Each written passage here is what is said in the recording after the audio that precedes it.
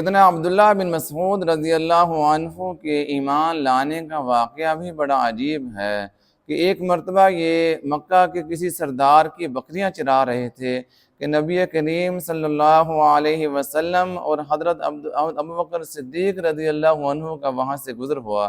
نبی کریم علیہ السلام نے ان سے ارشاد فرمایا کہ ہمیں بکری کا دودھ پلاؤ۔ تو عبداللہ بن مسعود کہنے لگے کہ یہ بکریاں میری نہیں ہیں، میرے مالک کی ہیں، تو مجھے اجازت اور اختیار نہیں ہے ان کا دودھ دینے کا آپ کو۔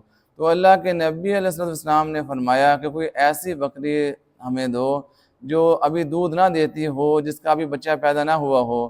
تو عبداللہ بن مسعود نے ایسی ایک بکری آگے کر دی تو نبی کریم علیہ السلام نے اس بکری کے تھنوں پر اپنا دست مبارک لگایا اور اللہ تعالیٰ سے دعا فرمائی، تو اس بکری کے تھنوں میں دودھ اتر آیا اللہ کی قدرت سے۔ تو وہ دودھ اللہ کے نبی علیہ السلام نے نکالا اور اس کو نوش فرمایا۔ عبداللہ بن مسعود اس چیز کو دیکھ کر بہت حیران ہوئے کہ وہ بکری جس کا ابھی بچہ بھی پیدا نہیں ہوا وہ کس طرح دودھ دے سکتی ہے۔ تو اس کے بعد ان کے دل میں اللہ کے نبی علیہ السلام کی محبت اور عظمت پیدا ہوئی اور وہ اس واقعے کی وجہ سے بعد میں ایمان لے آئے۔